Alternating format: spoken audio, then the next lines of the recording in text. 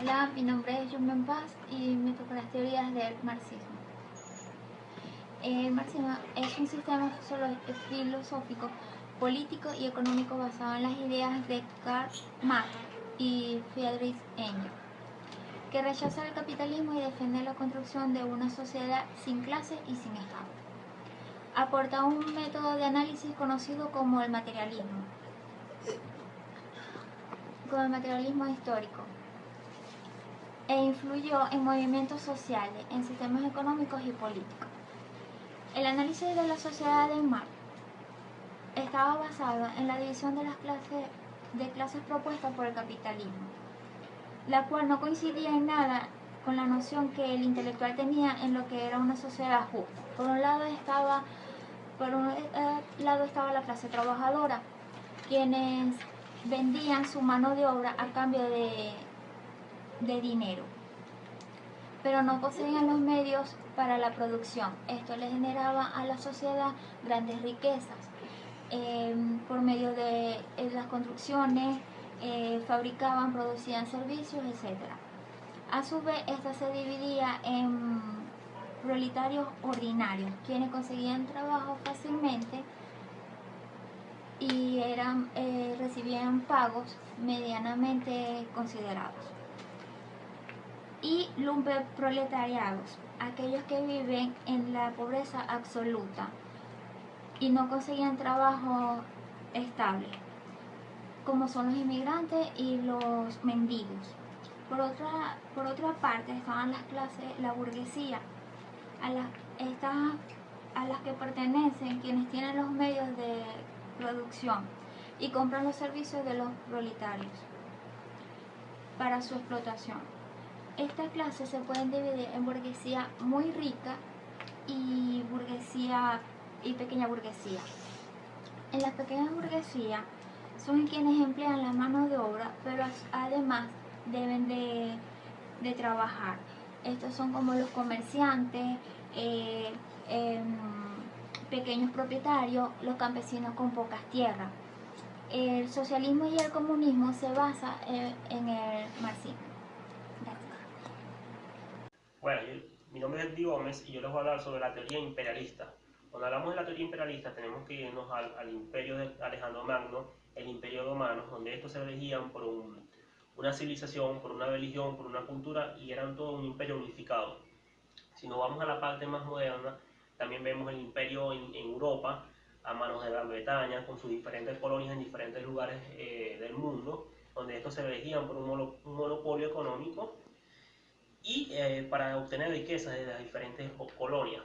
También tenemos que hablar sobre cuando ya finaliza la Segunda Guerra Mundial, vemos que ya la mayoría de los imperios se han extinguido, pero todavía vemos una clase de imperialismo en la época moderna, por lo menos a manos de Estados Unidos, que esto utiliza muchas organizaciones para mantener influencias o control sobre diferentes países menos desarrollados, a través del Banco Mundial, del Fondo Monetario Internacional, ¿verdad? Cuando tenemos que hablar también de cuáles son las causas o los factores que llevan al imperialismo.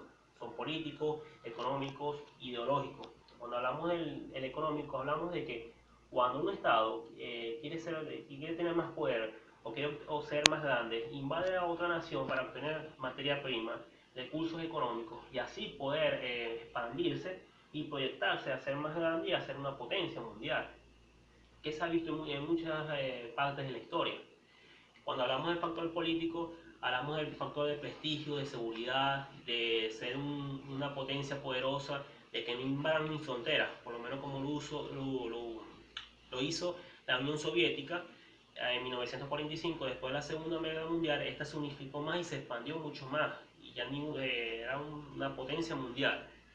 Cuando hablamos también de la ideología o del factor ideológico, hablamos de Gran Bretaña, cuando en sus colonias, que el hombre blanco era el hombre inteligente, era el hombre que podía tener control sobre aquellos menos desarrollados, y también de la Alemania nazi con la raza aria, que era el típico hombre blanco, que era más inteligente y era la raza mejor o la mejor que estaba presente en el mundo, ¿verdad? ¿Cuáles son las consecuencias o qué es lo que trae el imperialismo? Al final y al cabo, el imperialismo puede ser tan destructivo como creativo, porque se teme al estancamiento de aquellas naciones menos desarrolladas que están a mano de aquellos países o estados desarrollados, que estos no salgan o no se desarrollen como tal. Y se ha visto en muchas partes de la historia que estos quedan estancados, como hay otros países que se han beneficiado de ese imperialismo y se han ido desarrollando a largo plazo. En mi opinión, el imperialismo, de la forma que lo usa aquella nación, ¿verdad?, que tiene el Estado más poderoso, puede ser tan creativa como destructivamente, ¿verdad? Muchas gracias. Buenas noches, mi nombre es Erwin Wellman y a través de este video vamos a explicar brevemente sobre la teoría norteamericana. Hablar de la teoría norteamericana sin mencionar el pragmatismo sería un error. El pragmatismo fue una doctrina filosófica desarrollada por los filósofos estadounidenses del siglo XIX, Charles Peirce y William James, según la cual la prueba de la verdad de una proposición es su utilidad práctica. El propósito del pensamiento es guiar la acción y el efecto de una idea es más importante que su origen. El pragmatismo fue la primera filosofía de Estados Unidos desarrollada de forma independiente. Se opone a la especulación sobre cuestiones que no tienen una aplicación práctica. Afirma que la verdad está relacionada con el tiempo, lugar y objeto de la investigación y que el valor es inherente tanto por sus medios como por sus fines. Fue la manera dominante de abordar la filosofía en los Estados Unidos de Norteamérica durante el primer cuarto del siglo XX. En este mismo orden de idea, también tenemos que mencionar que Mead y Colley defendían la idea de que la conciencia se da en un proceso social sobre cuya base se forma el individuo, una imagen de sí mismo y de los demás. Parten de la idea de que todas las actividades de los grupos pueden considerarse como comportamiento colectivo y que la actividad de un grupo significa que el individuo siempre actúa de una manera u otra con los demás. Estudian el impacto y la influencia de la propaganda, ya que fueron las propias inversiones de las empresas de publicidad las que subvencionaron las investigaciones. Las orientaciones científicas son marcadamente conductistas y funcionalistas. Parten de la estructura social, regulada frente a la concepción marxista del papel de conflicto social. Los ejes principales de este programa son el realismo y el empirismo, que marcan toda la teoría estadounidense. También podemos mencionar que la tradición filosófica norteamericana comenzó junto con la colonización europea del Nuevo Mundo. La llegada de puritanos a Nueva York estableció la primera filosofía norteamericana en la tradición religiosa. La filosofía norteamericana del siglo XVIII a menudo es dividida en dos partes. La primera, caracterizada por el calvinismo puritano, y la segunda caracterizada por la encarnación norteamericana de ilustración europea. En el siglo XIX vio el surgimiento del romanticismo en América. La encarnación del romanticismo norteamericano fue el trascendentalismo y se destaca como una innovación importante en los Estados Unidos. Gracias. Hola, mi nombre es Francisco Rondón y en este momento me toca exponer mi teoría o acerca de la teoría del sociologismo. El sociologismo es una tendencia filosófica que nació a finales del siglo XVIII aproximadamente con los filósofos Boutron y Augusto Comte, que hablaban sobre todo lo social, el hombre. Esa era la tendencia de pensamiento hacia el hombre y su pensamiento. Y paralelamente a eso, el término sociologismo se usaba de una manera peyorativa por el mismo círculo filosófico, porque decían que los que apoyaban el sociologismo tenían la costumbre de no dejar nada a la causalidad, sino que todo estaba matemáticamente determinado de una forma. Sabemos que las cosas no son así, sino que hay cosas que son eventuales y que no todo está sujeto a un patrón fijo. Entonces, pero eso es lo que sostienen los sociologistas. Entonces, en sí, esa es la tendencia que la tendencia o el concepto filosófico que tienen los sociologistas. A su vez, que es lo que en este momento interesa, yo quiero hablar un poco, unas breves palabras acerca del sociologismo, pero es en cuanto a la realidad de la Venezuela actual.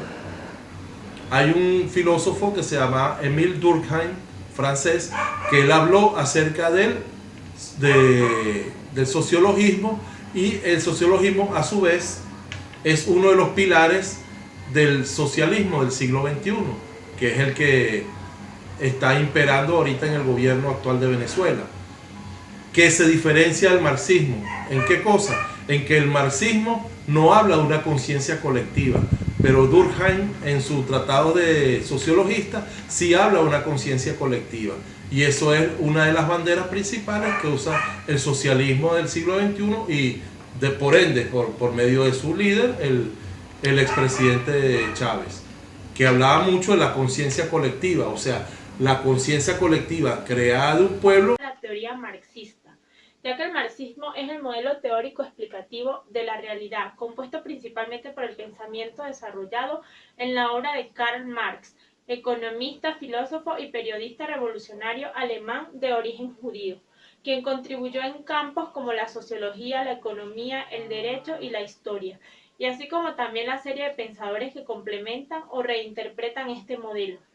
Tradición que va desde el coeditor de Marx hasta otros pensadores, como Lenin, Luxemburg, Luxan. Por lo tanto, es correcto hablar del marxismo como una corriente del pensamiento humano. El mayor aporte al proceso bolivariano, que ha implantado un sistema democrático en el poder, que conciba la participación efectiva de los variados sectores de la sociedad civil en una dinámica que coadyuva a la graduación, consolidación del proceso revolucionario. Se pone de manifiesto de forma coherente la tesis gramsciana del reciclaje profundo entre la sociedad civil y el Estado, que posiblemente a través de una comprensión del profundo de la cultura y que se logre la verdadera hegemonía en el proceso revolucionario, que es lo que permitirá la verdadera consolidación en el futuro de la revolución bolivariana y la convertirá en un paradigma para la revolución latinoamericana en el siglo XXI. Aquellos que esperan ver una revolución social pura nunca vivirán para verla. Esas personas prestan un flaco servicio a la revolución al no comprender qué es una revolución. Esta es una frase de Lenin. Hay marxistas de todo tipo.